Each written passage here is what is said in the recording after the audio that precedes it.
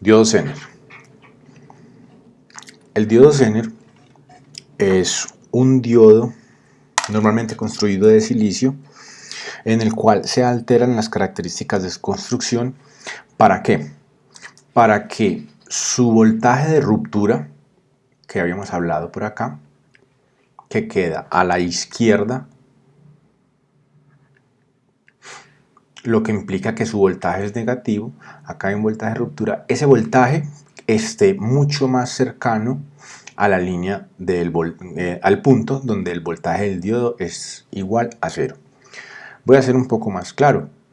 Normalmente un diodo tipo 1N4004 puede tener un voltaje de ruptura que puede rondar por el orden de los 200 voltios o los 300. No es raro encontrarlos por allá. Bien, un diodo Zener es similar a este, solo que este parámetro lo alteran para que esto se acerque más. Entonces, digamos, vamos a tener voltajes de ruptura que pueden ir desde el orden desde los 2.4 voltios y pueden llegar hasta los 70 voltios, 90, dependiendo de aplicación, sobre todo aplicaciones de potencia. Es por ello que algunos libros le dicen al voltaje de ruptura el voltaje Zener. Entonces, básicamente, podemos decir que en un diodo normal, lo ideal es que la corriente vaya en este sentido y que cuando esta corriente trate de pasar, pues esta corriente sea igual a 0. Y esta de acá, bien, perdón, esta pues sí sea mayor a 0. Perfecto. Un diodo Zener, cuyo símbolo tiene estas pequeñas aletas en la parte del cátodo, en este sentido tiene una corriente I mayor a 0. Perfecto. Él en directo es como un diodo normal y tiene una caída de menos 0.7 voltios. Pero cuando yo le hago circular una corriente, la corriente suficiente que está dada por el fabricante, acá ya cae un voltaje y ese voltaje es el voltaje Zener o voltaje de ruptura.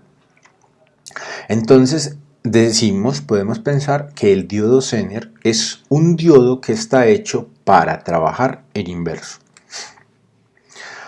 Bien, esta parte de acá se denomina ruptura. Es cuando el diodo normalmente se está oponiendo. Este diodo está por acá, se está poniendo, su corriente es muy pequeña. Normalmente la corriente que va por acá es aproximadamente igual a la corriente de saturación. Pero cuando llega un momento en el cual esa corriente supera un límite dado por un parámetro que se llama IZK, este parámetro IZK es la corriente de ruptura. La K es de ni, rodilla. Y este nombre lo recibe porque pues acá es donde la curva empieza a bajar, entonces como si fuera la rodilla aquí de la curva. Bien, listo, acá tenemos un voltaje de ruptura asociado. Cuando la corriente del Zener es al menos IZK en inverso, el voltaje en inverso del diodo, ¿cierto? Va a ser BZK. Normalmente los Zener se modelan como un voltaje VZ0, que es aproximadamente el voltaje del Zener, ¿listo? Y se modelan con una resistencia en serie que es una resistencia Zener dinámica.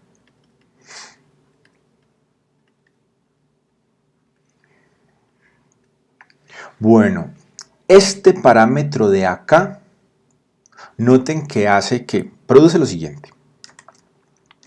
Cuando circula corriente por el Zener en inverso, al voltaje VZ0 se le va a sumar la caída de potencial que hay en esta resistencia. Y esa caída de potencial va a estar dada por la corriente del Zener multiplicado por RZ. Y es este factor el que hace que esta curva, que el voltaje del diodo, pues vaya a tener una variación. Normalmente, el fabricante especifica que el Zener tiene un voltaje nominal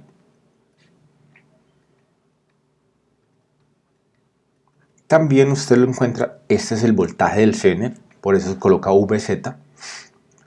Muy bien, y el fabricante dice, el voltaje nominal se obtiene cuando en inverso al Zener se le hace circular una corriente IZT, donde la T es de test, una corriente de prueba.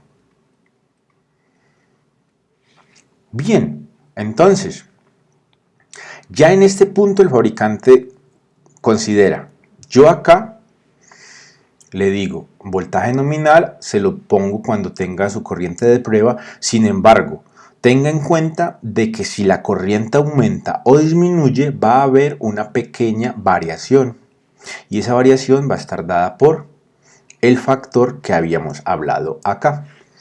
Yo puedo linealizar la operación teniendo en cuenta de que acá tengo una pendiente y esa pendiente es el inverso de la resistencia Zener, de la resistencia dinámica.